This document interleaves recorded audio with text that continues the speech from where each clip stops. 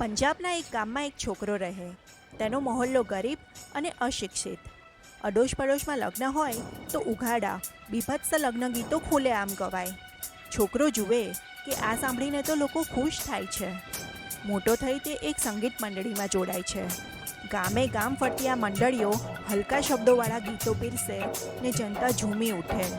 ચમકીલાના નામે જાણીતો થયેલો આ કલાકાર દેશ વિદેશમાં ધૂમ મચાવે છે. એવામાં ધર્મના રક્ષકો જાગે છે. ચમકીલો ફરી હલકા ગીતો ન લખવાની કસમ ખાય છે. ધાર્મિક આલ્બમ બનાવે છે. પણ પછી એ જે જગ્યાએ કાર્યક્રમ કરવા જાય લોકો એ જ જૂના ગીતોની ફરમાઈશ કરે. જનતા જનાર્દનને માન આપી ચમકીલો ફરી એ ગીત ગાય.